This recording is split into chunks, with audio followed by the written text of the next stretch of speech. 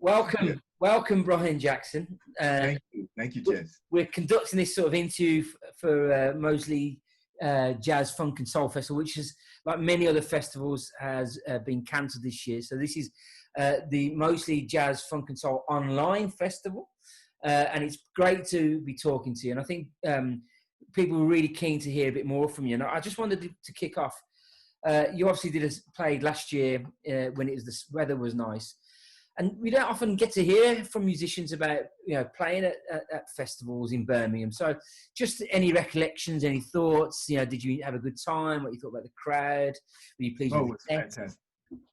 Well, I remember that it was a very warm night, a very warm summer evening. I went on it must have been about 6 or so. Craig Charles, I think, and Brand New Heavies were both on the same show. And I'd never met Craig before. I had met some of the members of the Heavies, and so it was kind of a nice reunion and meeting. The crowd was filled to the brim. And I remember that we had a great time. Yolanda Charles was the bassist in my band, and Chris Morris was the drummer. So we brought a trio, and it was just I remember that it was my first time at Mostly Jazz, and hopefully not my last. Wink, wink. I don't think it'll be your last. The reception, because I stood right in the middle of the crowd watching, and the reception around me was just fantastic. I mean, there's been some amazing acts at Moseley Jazz, but for me, that was a really special setting. The sun, Yolanda, I remember now, you said Yolanda's name, was just absolutely amazing. Charles, it was just everything about the performance for me was magical. I have not seen you live, and I've been chasing sort of Gil Scott Heron around and kept missing him. So to finally see and hear, in a beautiful, I think it's a beautiful setting in Moseley, was magical. So I'm sure you will be back, and I'm kind of a fan of Birmingham, so I good. hope so. I hope so. We, talk about being back. We're doing this as we've mentioned because of, the current situation, across the globe with COVID-19. And I just wondered, how are you getting on as a musician?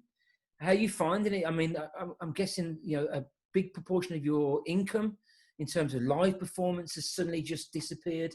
I know you can still record, and we've got some projects we're going to talk about, but how are you finding it yourself, Brian? How are you coping with it? Any mechanisms, or are you okay?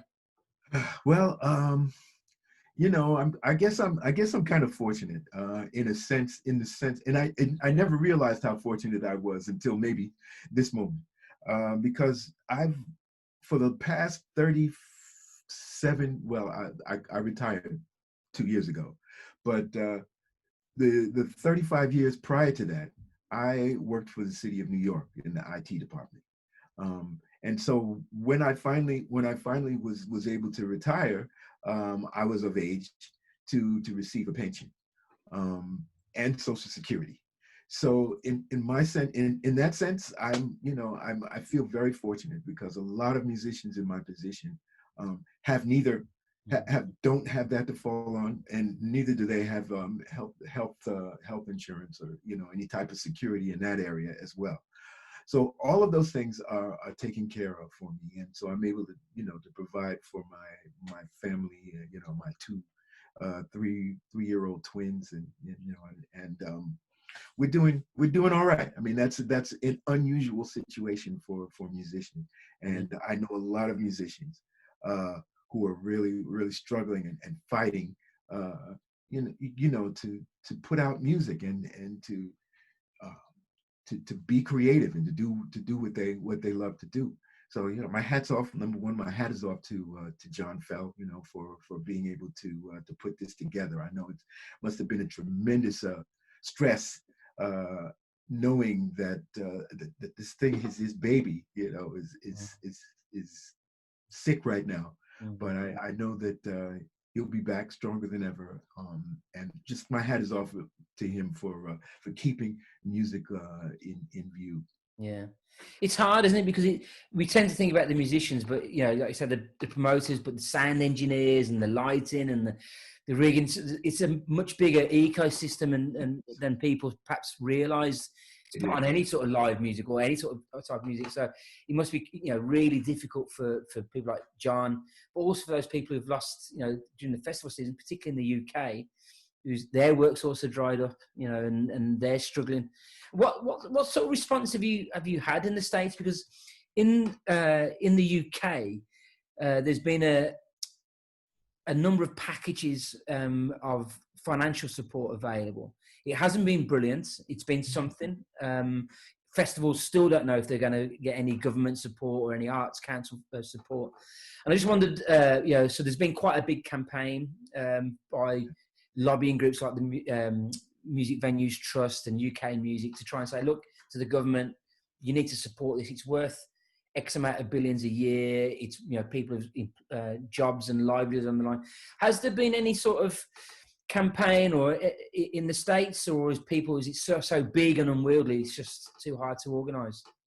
Well, there's like for instance, the Grammy Association has a foundation that helps musicians who need medical assistance or emergency assistance, and they've been operating for years. So there are several operations like that run by musicians themselves, like and the music industry. Clearly not enough. And as far as the government is concerned, the government is not considering musicians at all. There has been a stimulus package that was sent out to people that was supposed to help them tide over was to help tide them over until until the virus magically disappeared. The virus is there, I've heard. Don't be harmless.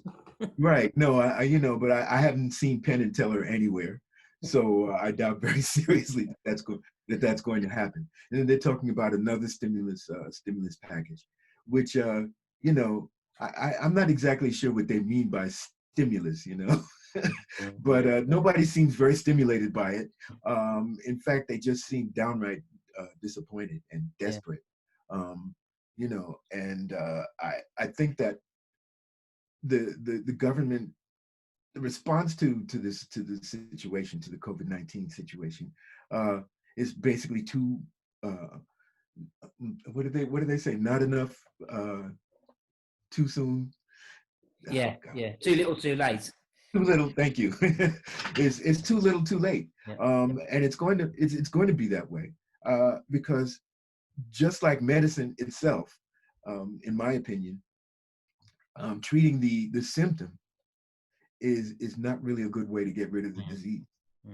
And well, I think we know the name of the disease, and we have a good shot at getting rid of that in November. But right now we are, we're on life support, and all of us are on life support. I mean, we'll touch a little bit on the possible changes in November. But what, just as a personal point, are you worried about the music industry and live music, in the next year, 2 years, or are you confident that it'll be rebounding and it'll be as strong as ever? Well, just like any other business, I think that the lack of clientele is going to affect this business as well for a long time to come. A lot of musicians are I don't know what's going to happen when things do come back. If and when things come back in a reasonable time period, what is going to be the effect, the cumulative effect on musicians, and how is it going to be possible for them to carry forward? I'm hearing a lot about that, and I'm talking to a lot of musicians who are really struggling right now. Like restaurateurs, like club owners. A lot of things are going to shut down, and that's just going to further deepen the problem. It's hard to imagine because we where I live in the local neighbourhood, we put some gigs on in a upstairs room of a pub, but the idea of having to only have a third of capacity in and then to be socially distanced as a punter, I'm thinking, well, do I want to watch music in that sort of environment, standing away from someone else on my own, watching a band over there? So there's so many sort of unknowns, and I think it's not the goal, is it? It's not the goal. The goal is to fill the place, to come together. Yeah. Yeah. And that's the there's a lot of talk again in the UK. I'm pretty sure the same in America, that definitely people have turned to music. There's evidence that people listen to more radio, listen to more music, and for sure. It's helping people through with their well-being and their mental health. So music is absolutely core to who we are. That's right. But just how it's going to, how we translate that back into some sort of normalcy and live music, and like I said, that coming together, of and experiencing the power of music is worrying. Yeah, it is. It is. I think the best thing that we can do is I think as musicians, we have to stay in touch with each other more than ever. I think one of the things that had been missing prior to this is the music, our support of each other. I believe that in the older days, back in the 70s or whatever, I think musicians were much more united and much more willing to look out for each other. And I think that the necessity for that has come around again. Yeah. Well, you're someone who, and again we'll talk about this in a minute, but you're someone who's collaborated all your life with other musicians. So you think that will be, you've come from that era, like you say, the 60s, 70s, 80s. You think that will be coming back into vogue again, more collaborative practices and just that? I think we have no choice. We have to unite, and it's better for the music, actually. Yeah. Well, before we talk more about your music and your past and what you're doing now, of course, the other big issue since we last met, I mean, who'd have thought since we last spoke last year, the world would be in such a strange place, is something that I'm hoping, actually, a bit like you've just said there about COVID and collaboration and partnerships, might be something that is a stimulus for other things. And that's, what's happening in America, particularly Black Lives Matter, and which was not started, but was kickstarted through the death, or the murder, I should say, of George Floyd. And I just wondered if you can give us a sense. I mean, you're in Portland, you moved from New York, you're in Portland. I wonder if you can give us a sense of feeling where you are, maybe a little bit more, the mood of the nation. Tied in with that is Trump and his populist white nationalist. I mean, we can't beat about the bush.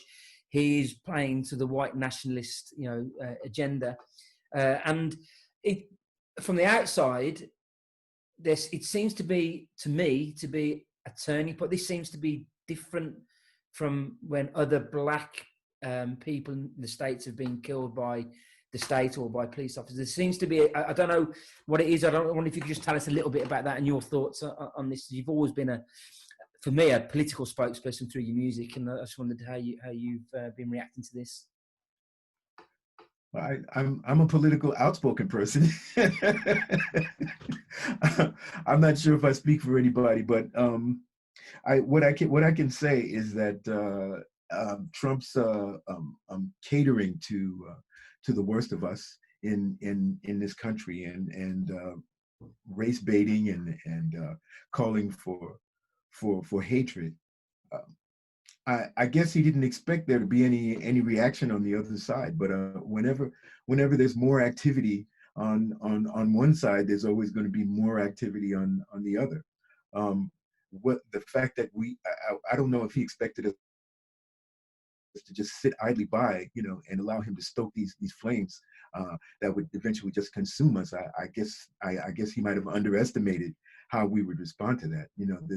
There's a myth going around, and we all learned it in school when I was a student in elementary school, and the subject of slavery came up.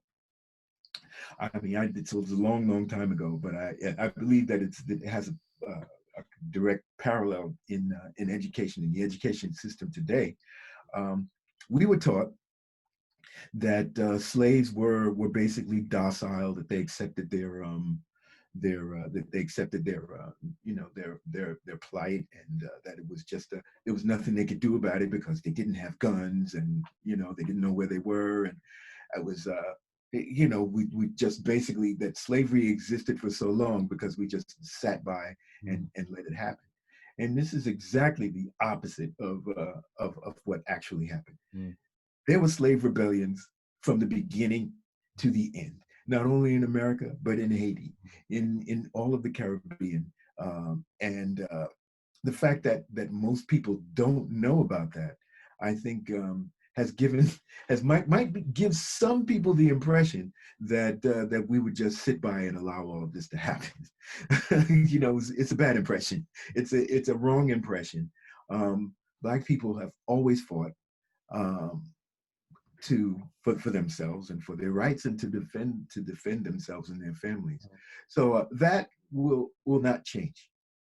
Okay, so that's one of the things that's one of the factors, I believe, that might have come as a surprise, to some people, to see how virulently we got out ahead of this situation. I happen to believe that the system in America, the two-party system in America, is not adequate. They claim that, and certainly the electoral process is certainly not serving the people. The election of George Bush II, for instance, where he clearly lost to Al Gore. Even the election of 2016, where Trump clearly lost to Hillary Clinton.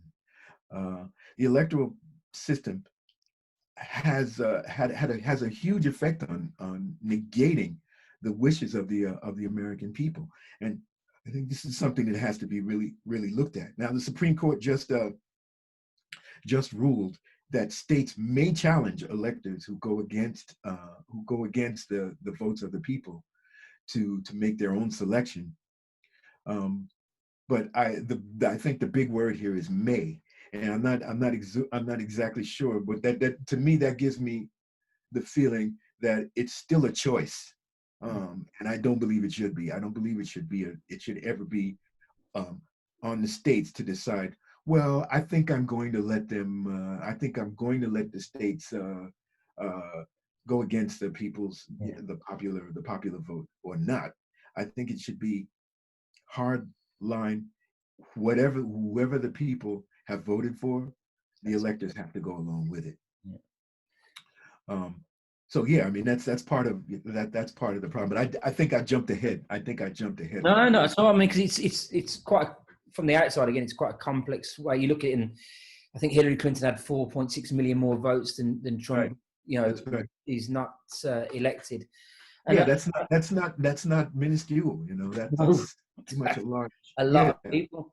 And I think, again, from the outside looking at what Trump and the Republican Party are doing in terms of postal votes, mail votes, they're trying to suppress that. We call it in the UK gerrymandering, but stopping big swathes of predominantly black people actually being able to vote, make it harder. It just seems that they're desperate to hold on to power any which way, to the detriment of people right across the states, mainly the poor, black, working class people. Right. I don't want us to get bogged down in part. I mean, it's really important. I just wanted a couple of questions on this, and I want to ask you about a project you're working on. But what do you, what sort of future? I mean, one of my favourite songs of yours and girls is, Save the Children.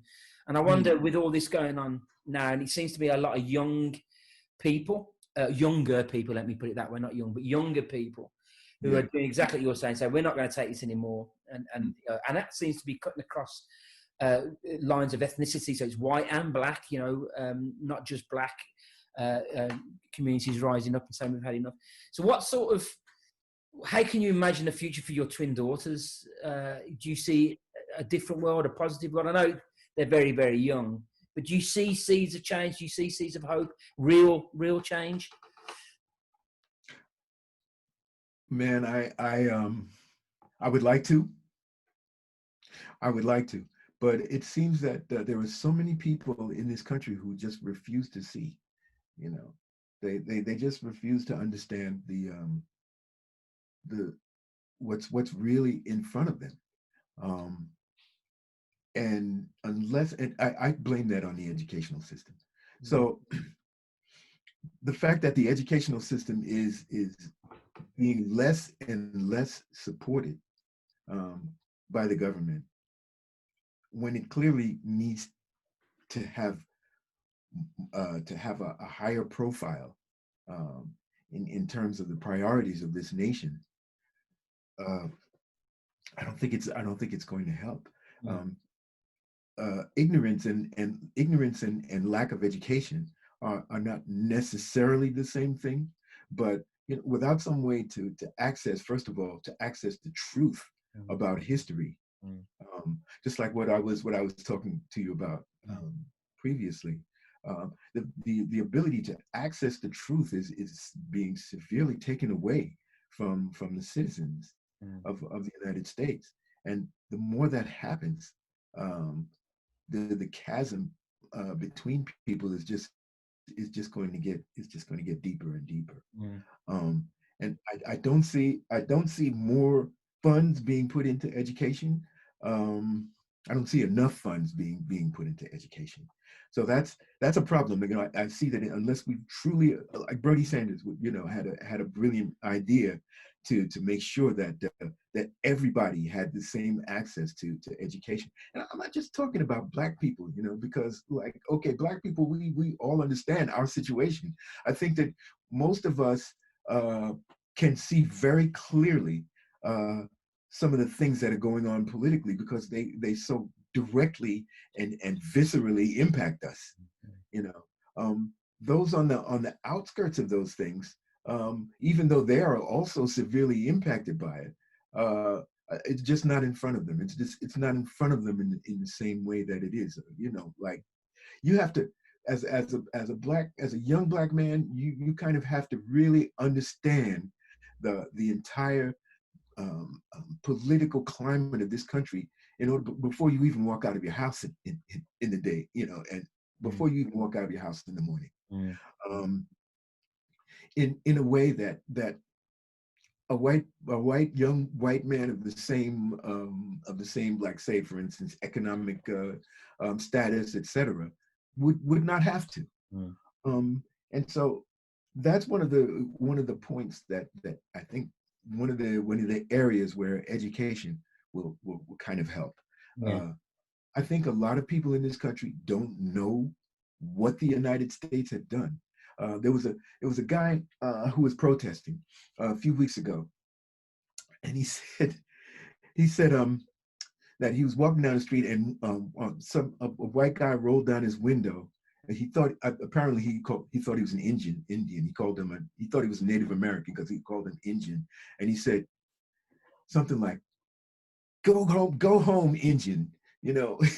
First of all, the guy wasn't Native American, but like, what level of education did you not have to understand that Native Americans are called Native Americans because they are indigenous to this country? To go home for them would be to return to Where they are. the state that they came from instead of where they would eventually ended up being driven to. Yeah. So I mean, when you look at that, and when you look at that kind of ignorance, it's difficult for me to see that changing within a generation. What's going to happen, I think, the probably the change that will happen is that I think that more and more people will become outraged. More and more people will decide that that they have to take a stand if they want to see this, if they don't want to see this country basically reduced to flames and ashes. So in that sense, I'm sure that there will be some massive changes. whether it's enough is another issue of whether it's too little, too late. Yeah, it's interesting because I think with the Black Lives Matter campaign, I think it's obviously affected globally, but in the UK, there's been not a sea change, but there's been a lot of inward looking particularly for white people in terms of we don't think of ourselves as racist, or we're not as racist as America, or it's not as obvious, and black and Asian. Although you speak to black or Asian communities, and they say, well, these things that happen every day. We get stopped. Yeah, of course. The only difference is our police don't have guns. So there's been for me, it's been as I said at the start, a sort of a moment of time where I think you're right. Educate. We don't even talk about the empire, the British Empire, in our education. We're not. It's not something that we're taught at school. So, we don't know about. Really? Yeah. Well, if we're told about it, it's told in a positive sense, not in the sense that we enslaved and conquered and drove out people, etc. So there's again, that, as you're saying, there's that turn here saying, well, we need to know our history, because history and whose history and who tells it is really important. So I'm maybe a little bit more optimistic, perhaps, than you. I think there's a generation. I look at my kids who are 16 and 13, and I think there's a generation coming, from across the spectrum, who are just going to say, we're not going to have it anymore.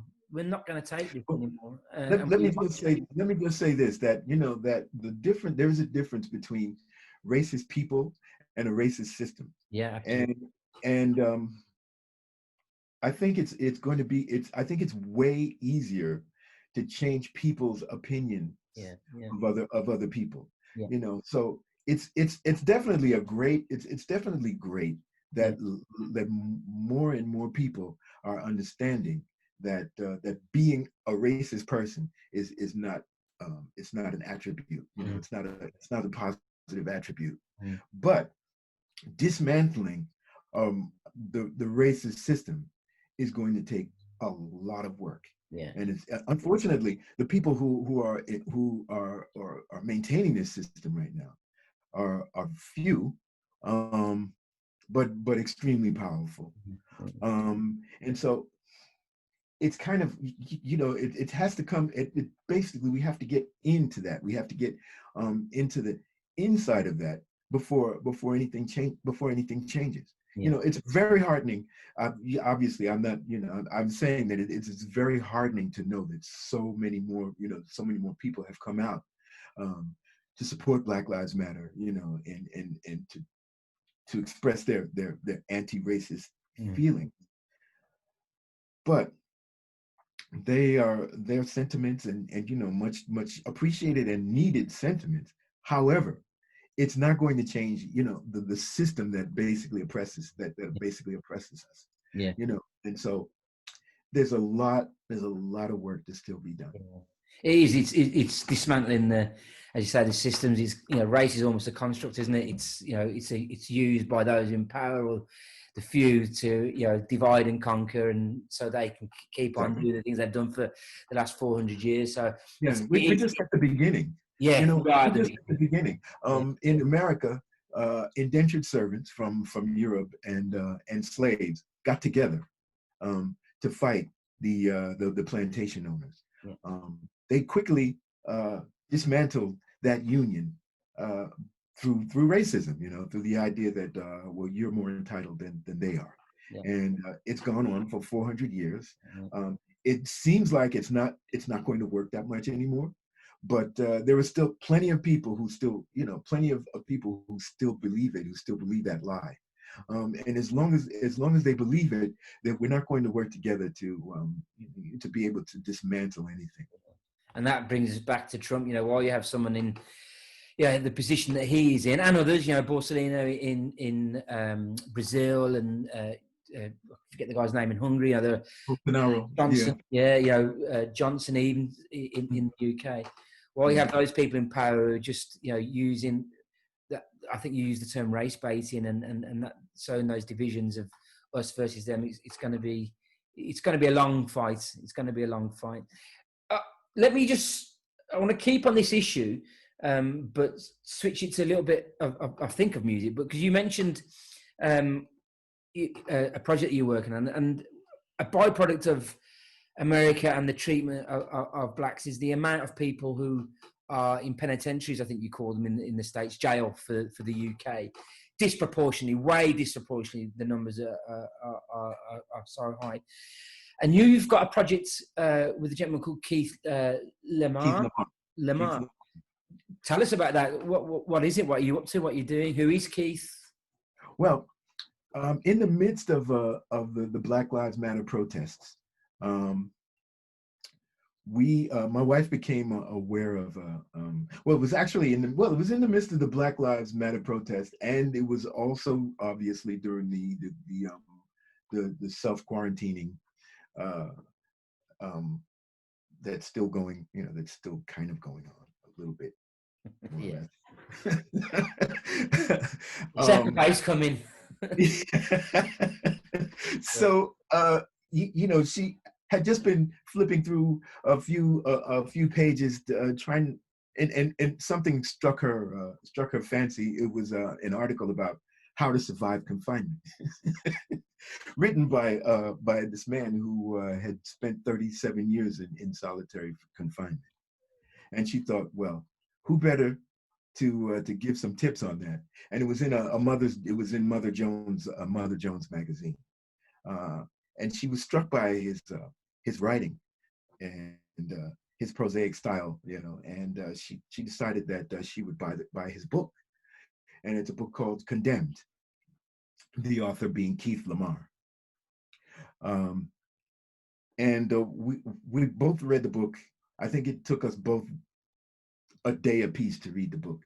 And after we finished it, we looked at each other and we said, we have to do something. This man is clearly innocent of the crime that he was convicted of. He was in jail. He was in prison, and was about to get out when a riot happened in the prison that he was in, where a few inmates and I think a few guards were also killed. Long story short, when there were trials had, all of the witnesses copped a plea, except him. Which means that they were all of the other defendants pled guilty so that they could be given a lower sentence, or sent to a better prison or whatever, if they would finger one person as the and basically they all fingered Keith. Keith was also offered the same deal. Basically, all he had to do was plead guilty, and then he would also be given a lighter sentence, which he refused to do. As he claims, he's always, when he committed crimes in the past, he always pled guilty because he was guilty, not because he wanted a plea deal, but because he was guilty. But this time he was not guilty, and therefore he felt that there was no way that he was going to plead guilty to something that he did not do.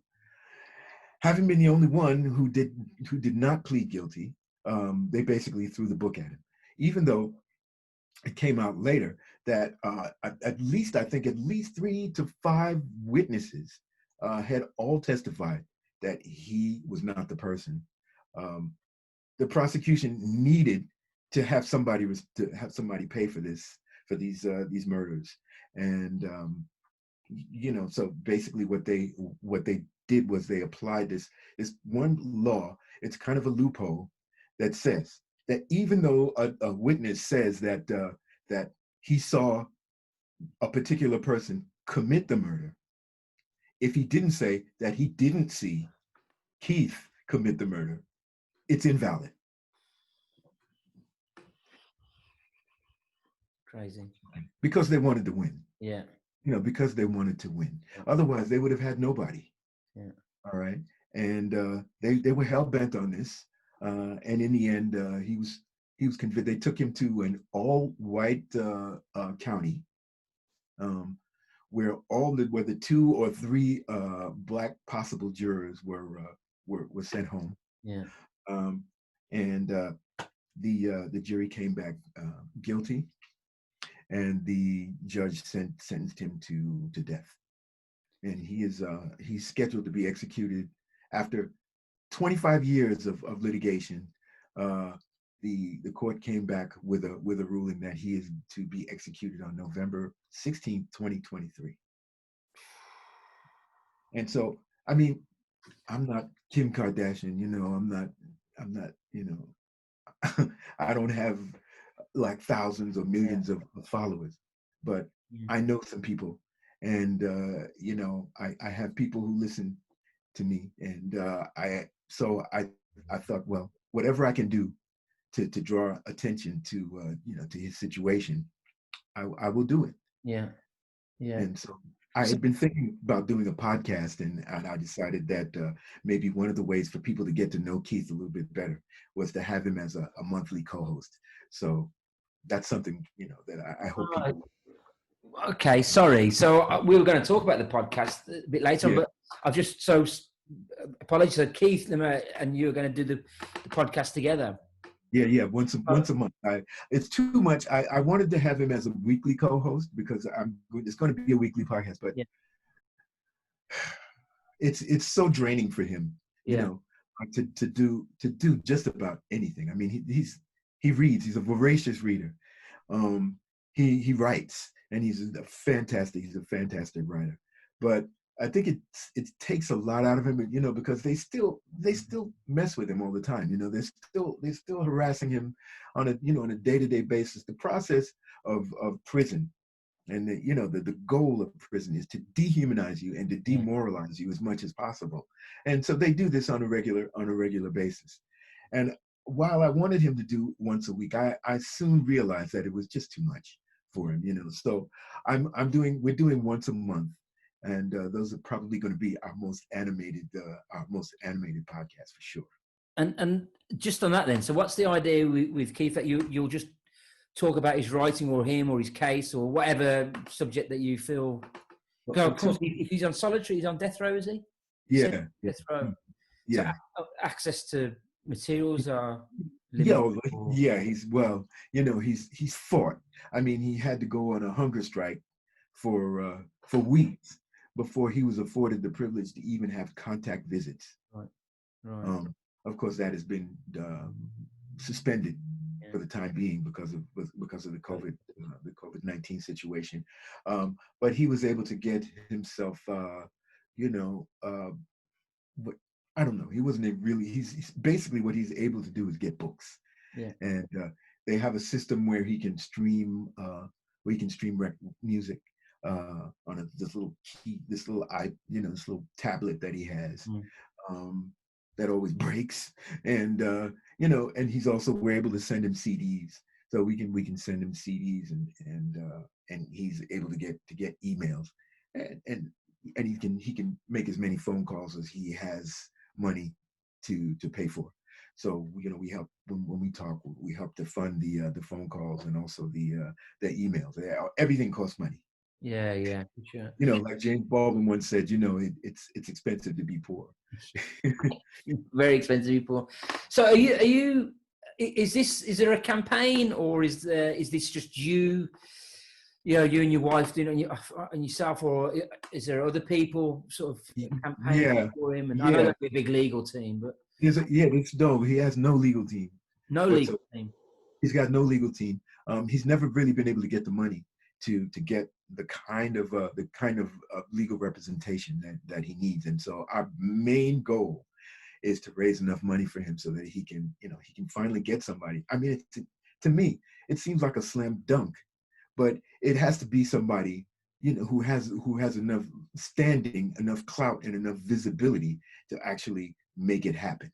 Because they're fighting against the Ohio prosecution office, the Ohio judicial system, who are intent to be right. I mean, at this point, even if they know they're wrong, and I'm sure they do, they're not going to want to admit it, unless it's put right out there in front of them and everybody else. Yeah, yeah. So this is what has to happen. It has to be like a high profile attorney who can make this happen. Yeah. So we need funds for him, and before that, we need awareness, so that if we can get as many people to be aware of his case. And one of the things we would like to do is to get people to read, first of all, just read his book and come to your own conclusion. Everybody says they're innocent, I mean, but I think it's clear that once you read the book, I believe that it's really clear what has happened to him. And that book's called Condemned, and it's Condemned. Keith Lamar, Lemar. L-A capital M-A-R. Yeah. Lamar. L-A, yeah. In case people watching this want to go and get it. So Keith Lamar, Lamar, and it's Condemned. Yes. And are you doing? So you got the podcast will be coming out, and again we're going to talk about the launch tomorrow. But the podcast will be coming out once a month with Keith. Yeah, it's a weekly podcast. It's a weekly podcast. Weekly podcast once a month with. Yeah. Well, I'll come back on the weekly ones at the end, so we can finish on tell people where to go to find that. Is there any other way that people can get involved with the Keith Lamar work that you're doing at the moment? Is there a websites or I know people are interested in the UK about these types of things, and you can help spread that. Thanks for asking. Yeah, that's well. First of all, the website is keithamar.org.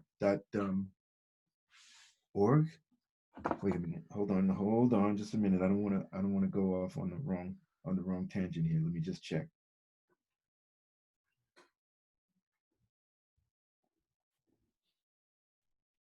Yeah, so it's his personal website is keithamar.org, and you can find out some more information about him there. One of the interesting projects that he has is a project called Native Sons, and it's a reading program. It's a literacy program for young people who got caught up in the juvenile justice system, where he has actually raised funds to check this out. I mean, he's been able to raise funds and whatever through some of the paintings that he sold. And whenever he sold paintings, he used the proceeds to buy books for young people who are also in the juvenile justice system, stuck in the juvenile justice system, to have them become more literate. And it's really, I mean, if out of all the things that you could be doing with that money,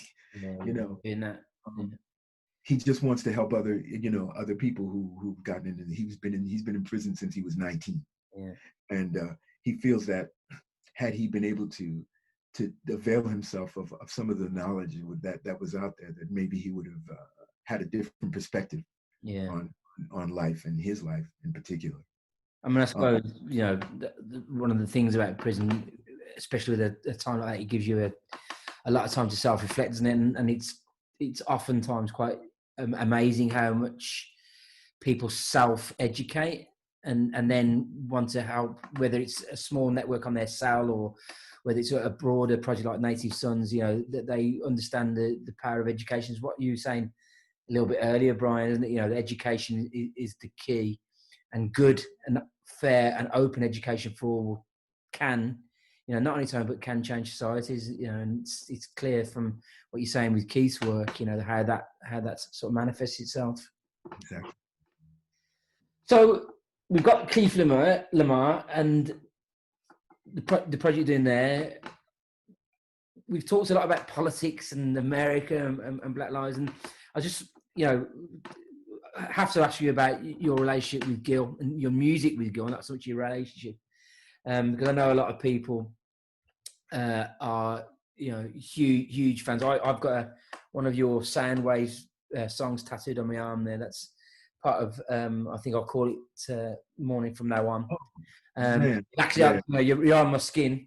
And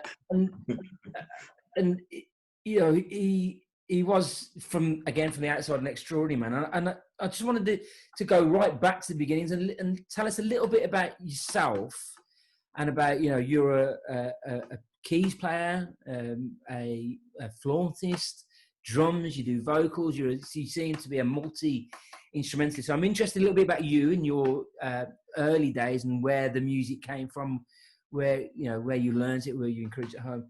And then a little bit, I think you met Gil in '69 at Lincoln Right. at University. Right. And just a little bit of insight into those sort of, you know, the first meetings, the Brian Jackson that we see today. How did you get here? I wish I could remember that far. Okay, it might be a quick answer. It'd be a quick answer. I was born and now I'm here. But no. Yeah. My parents were huge music fanatics. Jazz was their main course. And what I remember, if there's anything I can remember about my early childhood, it was the fact that music was always playing in my home. And I dug it. You know, I enjoyed listening to music. I would sit in front of the speaker. That's how long ago that was. In front of the speaker, and I would rock back and forth for hours and hours and hours. I could do this.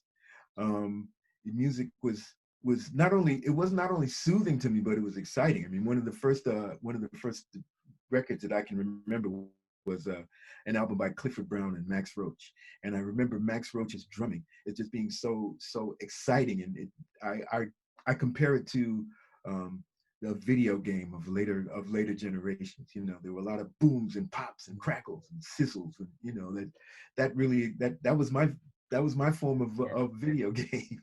You know, and I wanted to be a creator of one of those games. So I originally asked if I could play drums quite early on. I must have been about 5 years old, and when I realized that I could make those kind of sounds with a drum set. Okay. And we lived in an apartment. So the answer, in short, the answer was no. By everyone. You know, and the next one that really was the next loudest was trumpet. You know, again, no. So we settled on piano, and it took a couple of years for my mom to ascertain that I was really serious about it, and probably also to save up the money to get me one. Yeah. And so I started at 7 years old with her music teacher.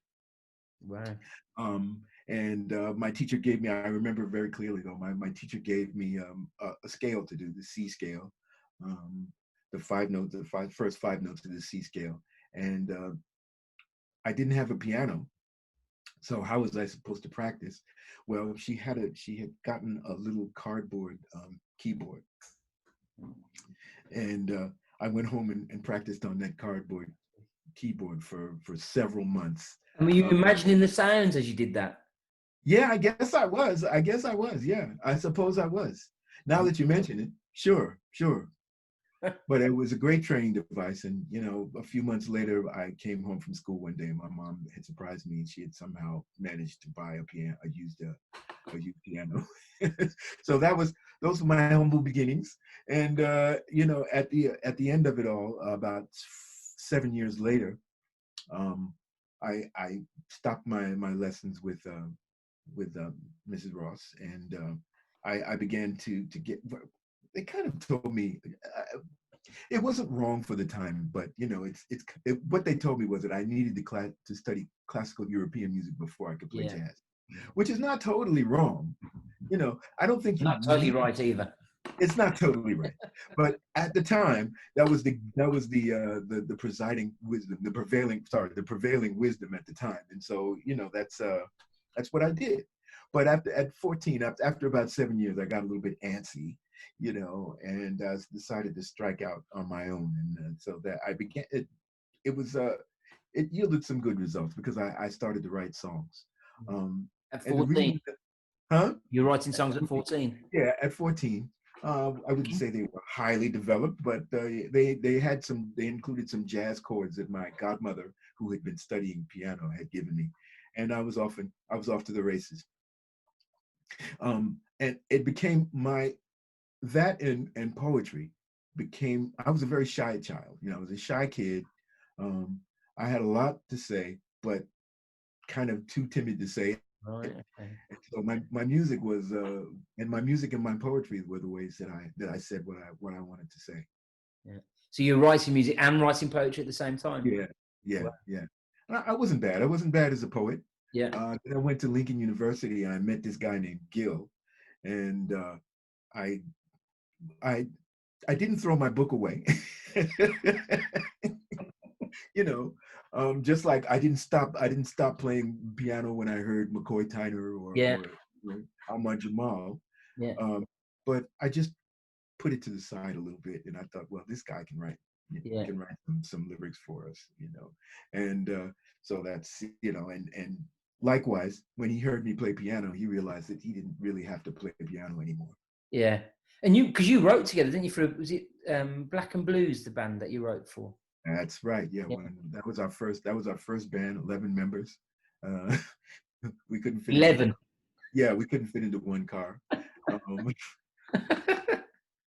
yeah, we had a couple of gigs actually. Yeah. We had one in New Jersey, Montclair, New Jersey, and maybe one or two others. But you know, I mean, the logistics were just unbelievable for teenagers. Yeah, it was unbelievable. And you, when you first met Gil, there was it an immediate sort of sense that, well, I Oh like yeah, the guy and we're gonna do some stuff, or oh yeah, yeah. I mean, it was totally immediate. I mean, the first song that I heard him. He had given a song to Victor Brown to sing for a talent show at Lincoln. It was called Peace. Where can a man find peace? And I listened to this song and I thought, if I wasn't looking at this guy who wrote this song, I would have thought it was written by a 30-year-old. really? You know, it was just so such a mature outlook and such a nuanced um, uh, use of words. And I thought to myself, my God, you know, and I immediately thought about all the songs that I had written, the music that I had written that had no lyrics, and I thought, man, I could get these if I could get these done in no time. You know, they would be great, and they would all be great songs. And so I played one for him at the time, and I'd say 15 minutes later he had a song, and I thought, okay, this is going to work. Yeah. And I think he kind of felt the same.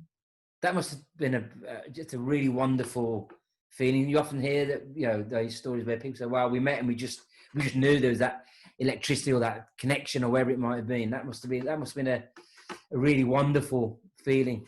It was chemistry. It was totally chemistry and magic. So 69 Lincoln. Did you graduate? Did you both graduate? Did you end up graduating, or did you? Not from Lincoln, no. No. And Okay.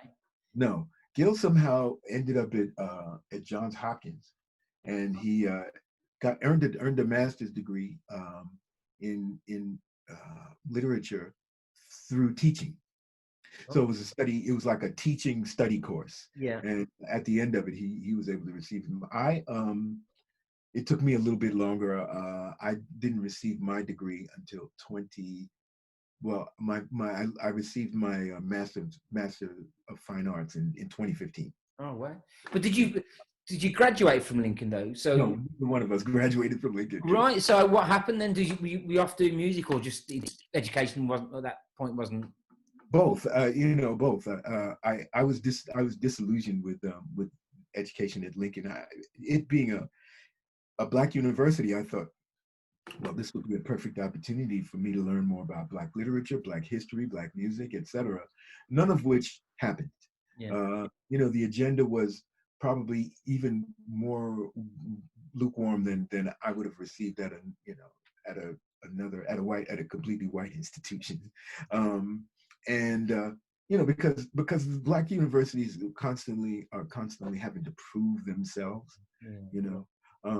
In a way that I believe that non-Black universities don't necessarily have to. You know, Yeah. so there's another layer to it, just as in society, you know, itself, and with individuals in society itself. So I don't think they felt comfortable enough to say, okay, you know what, we're throwing out the lexicon, and we're starting over. That couldn't really happen. Yeah. I understand it, but at the time, being 17, I didn't understand it, Yeah. and it was very disillusioning to me. So I spent most of my time in the music rooms, practicing, and that's, fortunately for me, that's that was probably the best place for me to be. At the music rooms at Lincoln. Yeah. So you did get so you got a better education, maybe. That's not the one you're expecting, but not the one I expected. And And the one that gave millions of us pleasure over the years.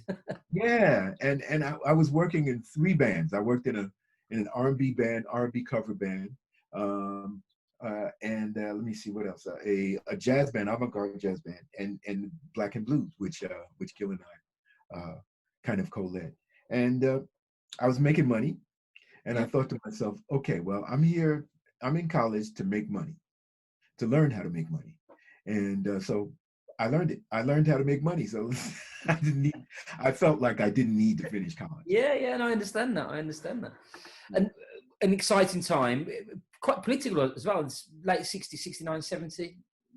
Black Panther and Black Panther. Was you aware of that, or was that something that was going on elsewhere? Oh, totally. I mean, we were totally in tune with the civil rights movement and the subsequent Black Power movement, which kind of also dovetailed into the anti-war movement, and we saw how all of those things kind of were shot down, more or less literally, by the murders at Kent State and Jackson State. Once that happened, I think a lot of people ran for cover. And it's taken a long time for some people to get back into the fight. But it definitely cooled things down quite a bit, and when people realized that protest could be dangerous. Yeah, and maybe could be lethal. Almost coming full circle, I suppose, now with some of the stuff going on. That's right. But this is a different generation, and first of all, I think that society doesn't value their lives as much as even our lives were valued back in the 70s. So in a sense, they probably feel that they have even less to lose, which is true. Yeah, I mean, which is basically true. They don't necessarily have as much to lose, but they certainly have as much to gain. Yeah. And they see that. They see that, and we certainly have failed them. You ask me about my kids, and I look at them sometimes, and I feel like I look at the kids on the street risking their lives, for the protests. And while I'm proud, I also am a bit, to be honest, a bit ashamed, because the fact that they have to do that, it makes me really look at my generation and say, hey guys, you know what, we really dropped the ball. Or that generation has laid the groundwork for what goes on now, isn't it? I can understand what you're saying, but sometimes, through the prisons of history, you can look back and say, actually, okay, we didn't achieve as much as we wanted to do, but look at the generations that have come behind, and that's, sometimes we talk about education, and sometimes the best education comes from within the community or within the home. That is true. It's not taught at school, and maybe the manifestation of that now is those 3rd, 4th, 5th, 10th generation young people in the States or in England or India or wherever they might be. Yeah. We're going back to. I mean, it's really hard not to talk about politics, isn't it, Brian? Damn it. It everything we do. It permeates. Yeah. It permeates everything, and maybe a little bit about the music. But I was the first album, if I'm correct, that you and Gil worked on. So Gil did 25th and Lennox. And the first album I think that you did was Pieces of Man. Pieces of a Man. Is that right? And then I was looking at Pieces of Man, the record I play a lot, and you look at the track listing on there, Lady Day, I think I'll Call It Morning. It's just an incredible album. And I wonder if you could just, again, just tell us a little bit about the germination of that. And from the little bit of reading I've done, it seemed to be that when you went into the studio, it was a bit cramped, but there was, again, it was just almost like, boom. Whoa. Yeah. Trial by fire. I was 19 But I'll get back to that. Gil had garnered a recording contract with Bob Thiel, who was the producer of many great albums with Archie Shepp and John Coltrane and many others on the Impulse label. He had left Impulse to begin his own label, Flying Dutchman. And at the time, he was I think he basically only had the budget to do spoken word albums. This is all he was thinking about doing, and he had several. One by Pete Hamill, Pete Hamill, one by Carl Rowan. You know, there were several spoken word albums that he had out, and he was interested in having a spoken word album done by Gil.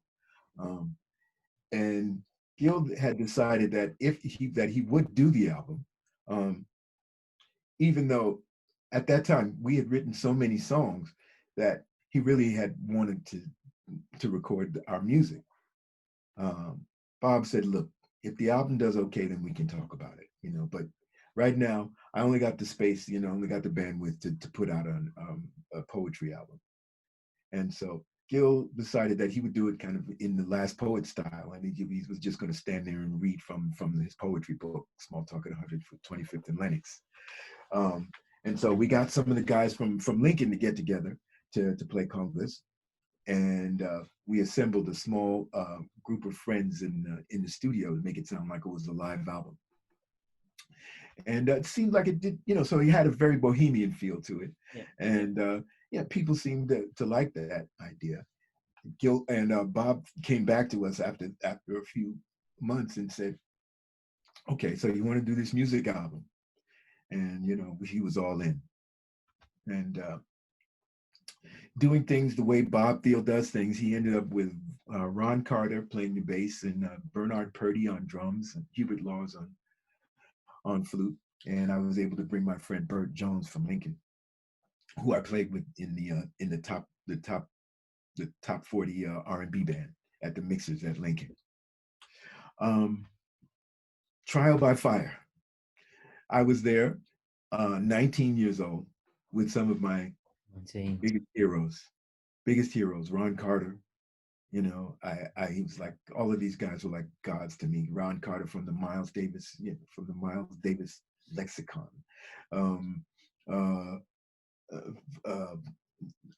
Bernard Purdy, Mr. Rocksteady, you know, with the music director of Aretha Franklin. Yeah, I mean, Hubert Laws, the great CTI giant, and you know, and on so many different albums. It was intimidating. Really? Did you feel intimidated? I felt, yeah. I mean, 19 years old. I'd never been in a studio before. Yeah. You know, much less with a studio with session guys from whose records I had probably just listened to 10 minutes before I got there. Something took over. I got to say, something took over. I don't remember much about it. To really? Be honest, it's like a blur. It was just. Yeah, it really was like a blur. There's a couple of moments, you know, that stand out. But you know, one of them was when Ron said to me about a chord. He asked me, "Is this the right chord, or here's another chord? You know, you think it's the right chord?" Yeah, it's like, are you talking to me, Mr. Carter? You know, and he says, "Well, you know, because I think maybe it could be this chord. What do you think? You think it could be that chord?" And I was like, okay, I have to stand up for myself now, you know, because this is my music, you know. Yeah, I was going to ask that because again, reading around, not so much around Gil and your music, but studio and those players.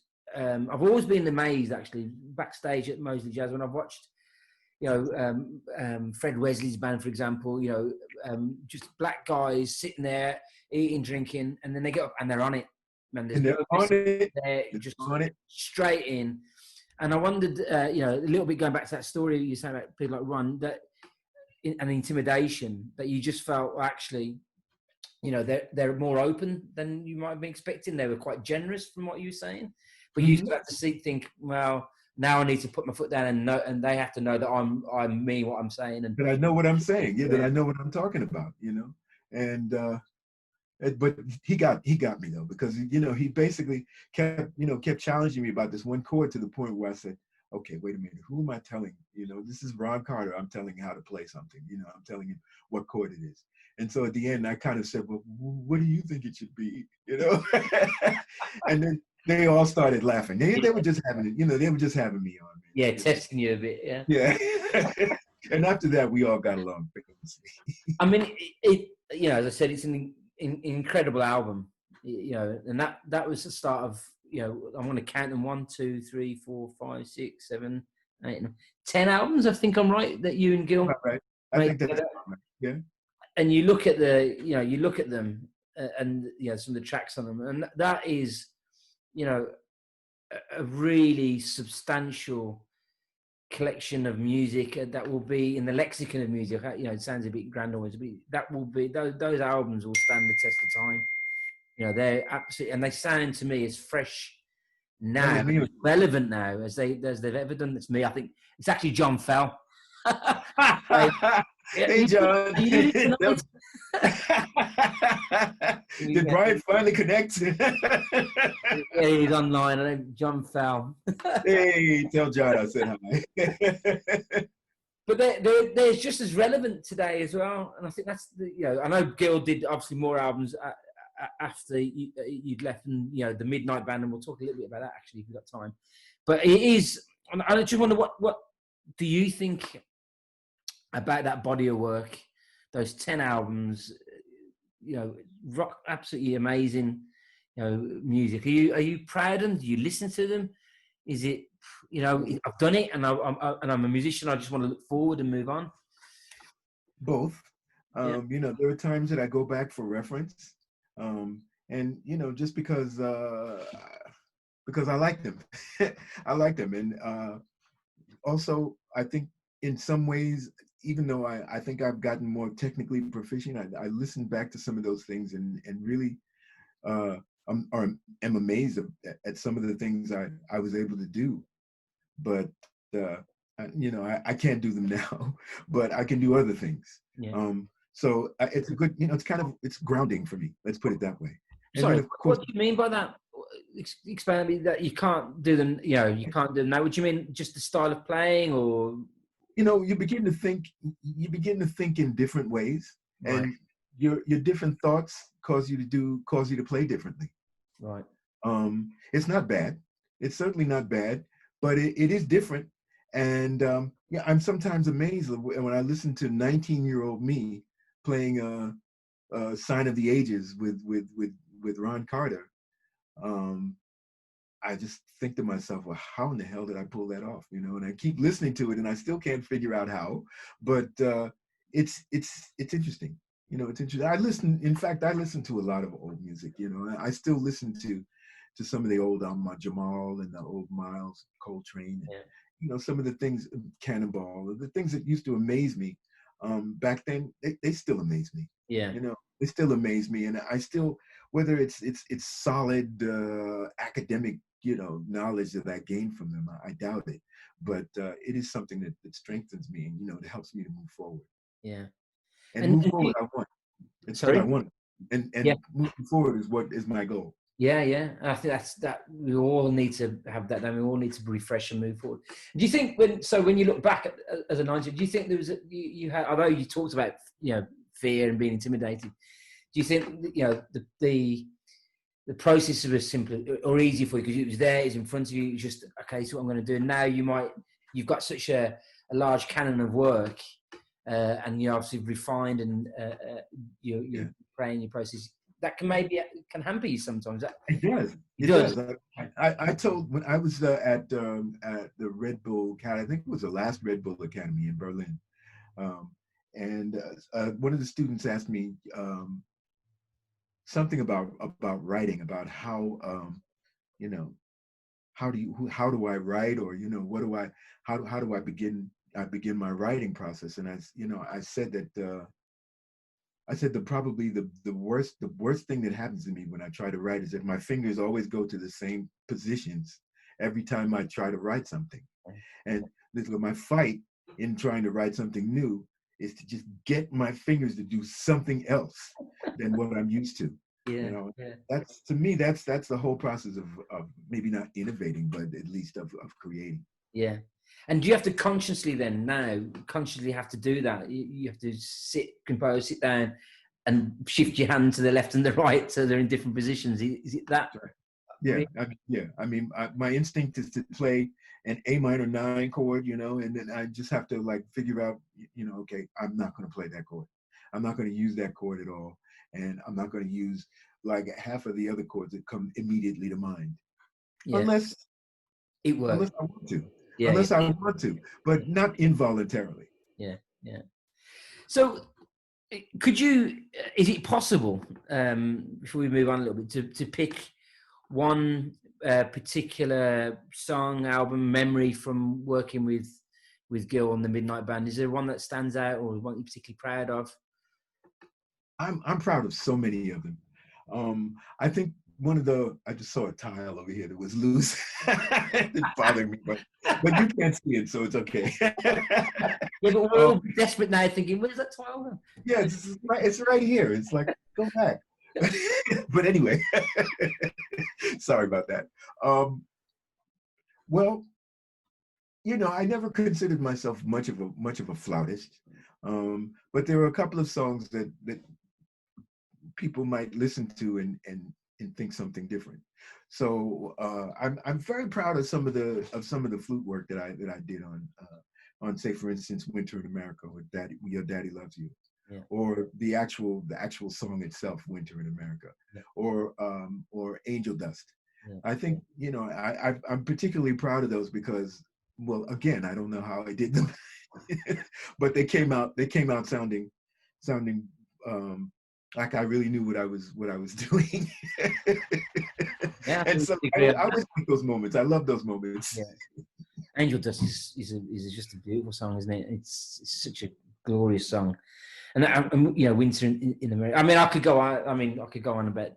It's ironic though, like probably maybe some of the songs that are our saddest songs and the most cautionary are the ones that people get up and boogie to, like The Bottle. The Bottle. I was just about to say. I mean, I'm not against it, but it always strikes me as a bit, there's some kind of cognitive dissonance there with me because, when people are like, oh yeah, that's my jam, The Bottle, and then when you really think about what the song is about. Yeah.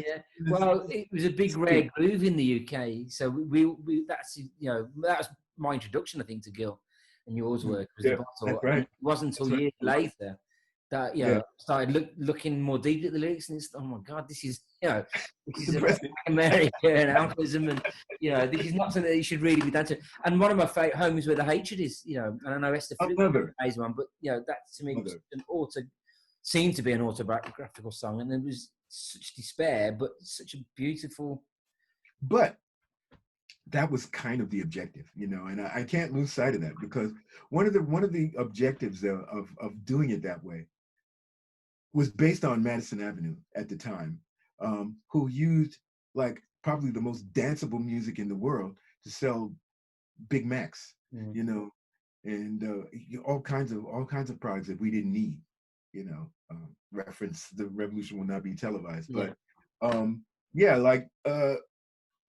that was their technique, and I decided that was a technique that probably would work.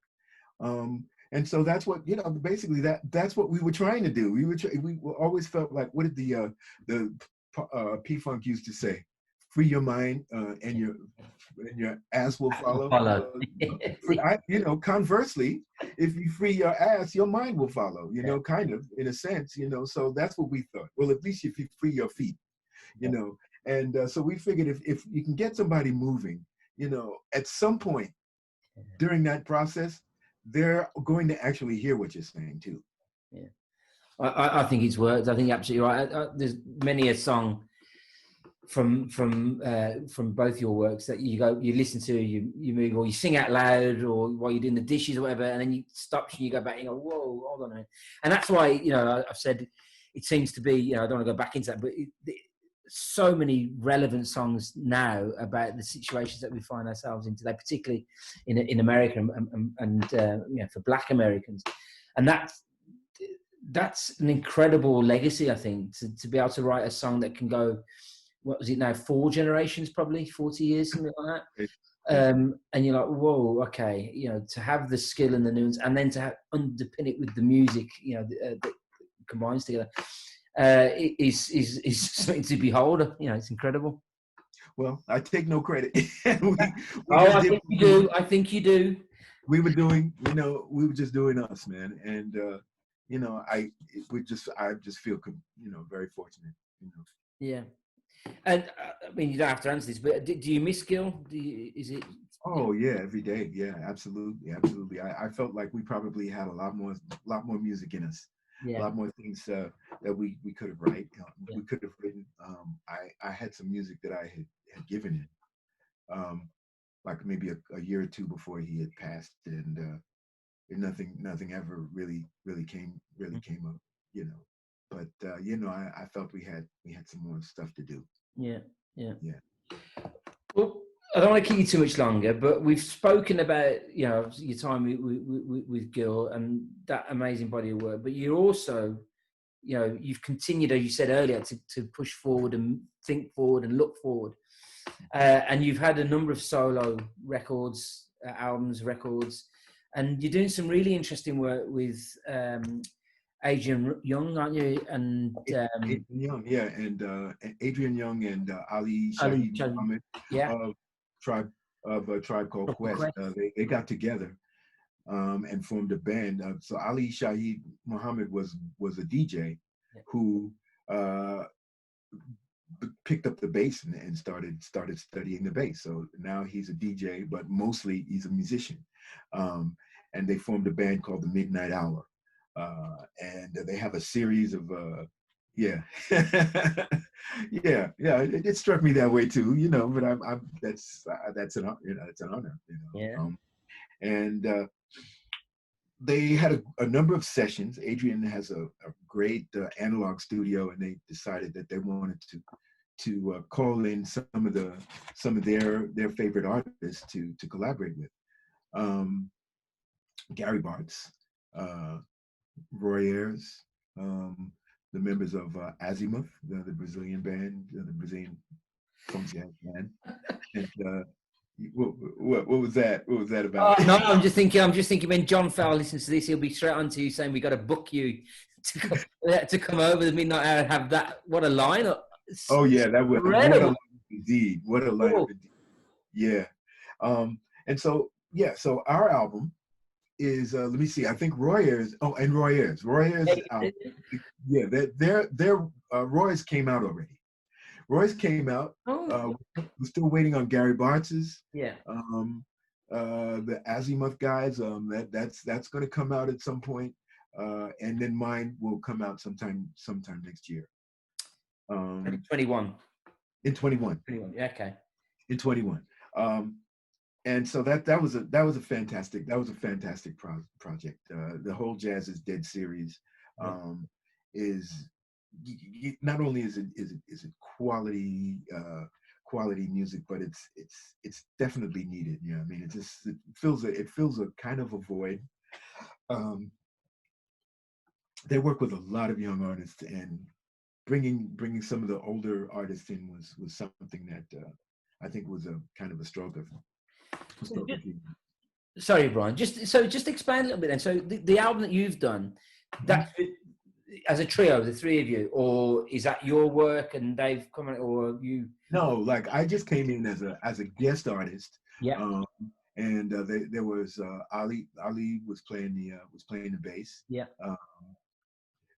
Adrian played some keyboards and other instruments. He played. Well, Adrian. One of Adrian's things is that he has basically picked up almost every instrument there is.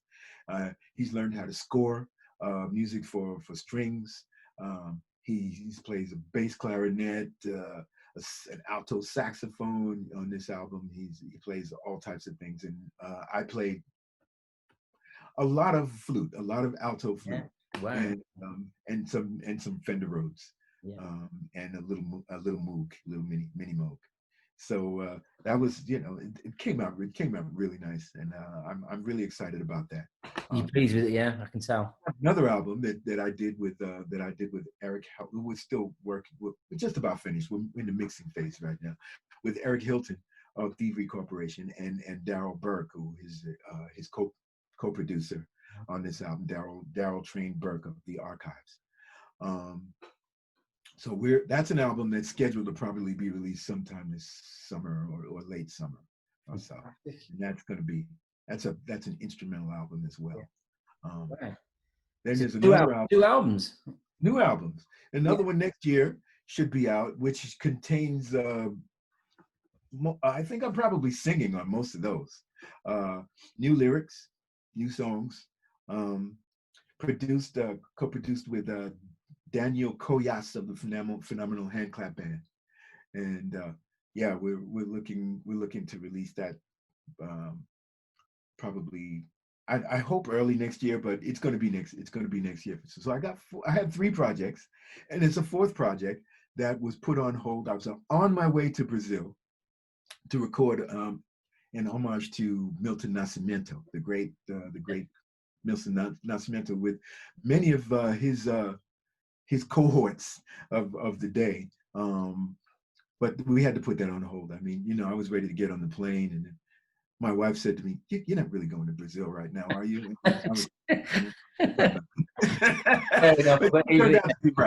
She turned out to be right. It was in the middle of March, and I probably would still be there had I gone. Yeah. I mean, it's not a situation. Or not here. It seems that you're bursting with creativity. Yeah.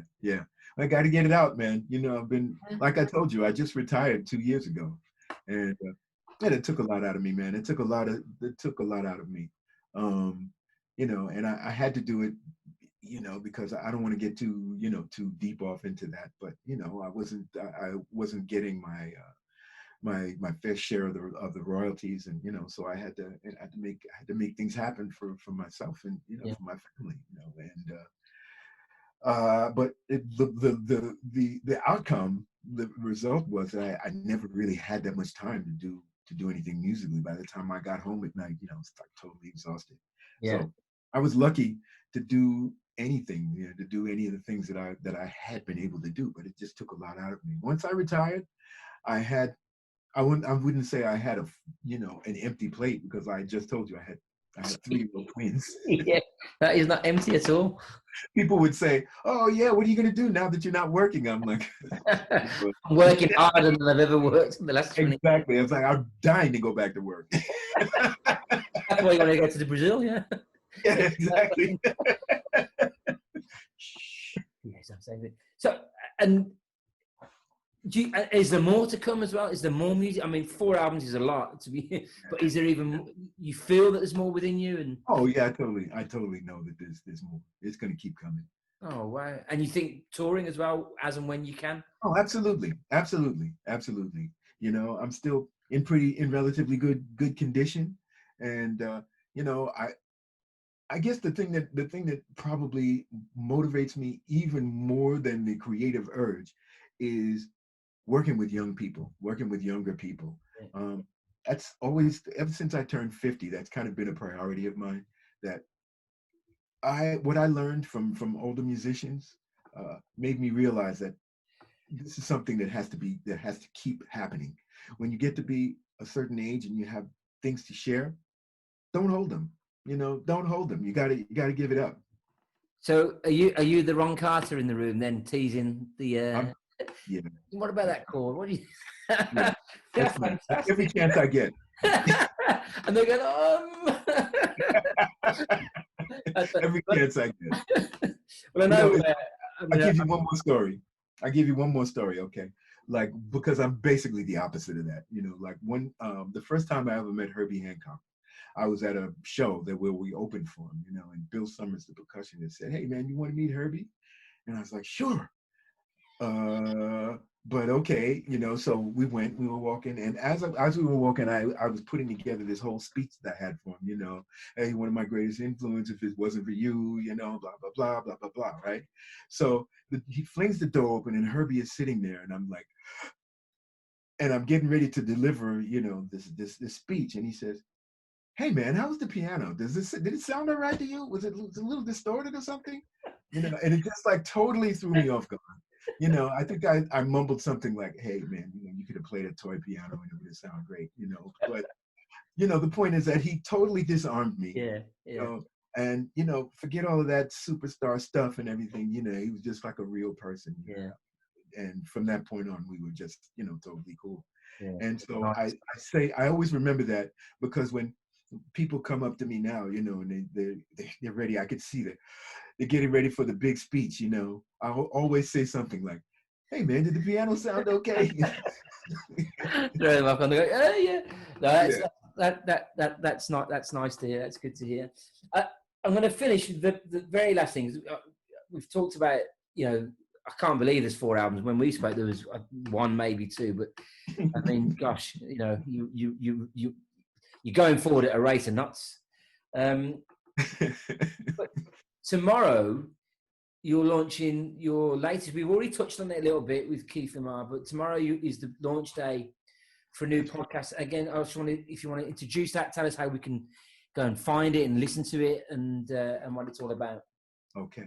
Well, the podcast, I'm launching a podcast tomorrow. Hopefully it'll be on all the streaming platforms. Right now, it's on, as far as I know, right now it's on Stitcher, because we only submitted it like a couple of days ago. Hopefully it'll be on Apple and Google, Apple and Google and Spotify and all of those eventually. But I will have a link to the podcast starting late this evening or early morning for you guys, on my Instagram page. Brian__Jackson, where you can also find out more about Keith Lamar at Justice for Keith Lamar. That's his Instagram page. And the podcast itself is called Pieces of a Man. Where's that title come from? I have no idea. You're clever though, isn't it? Very good. Very good. It's what it is. It's basically, it's going to be either conversations with myself or others, or with Keith Lamar, who is going to be a monthly co-host, about music, about justice and music. Yeah. Because those are probably the things that I think most about. Yeah. Fantastic. Well, I'll look forward to listening to that as well. And I can't wait for podcasts, albums. I know I can't speak for John because I don't work for John, but I do know that he's really keen to get you back over to the UK and to Birmingham. Hopeful that there'll be a nice concert next year when all the lockdowns and restrictions are off, and we can just luxuriate in and enjoy your fantastic music, new and old. Thank you. I'm looking forward to getting back to Brum. Good old Brum. Yeah, man, we're looking forward to having you. I'm going to sign off there. I'm going to say thank you so much. Thank you, Jez. Really great talking to you again. Lovely talking to you again. It's great to hear that you're well, that you're settling into Portland, that the fire still burns, and you're making changes wherever you can. Justice and Music is a great epitaph to have. Not epitaph, I shouldn't say epitaph, but a great epitaph is definitely the wrong word. We don't know. I should rewind and scrub that. Hey man, any day. any day. Listen, take care. Thank you. Hopefully I'll definitely hear you soon. Hopefully see you soon. Yes, sir. Yes, sir. All the Take best. care. All right. All the best. Bye-bye.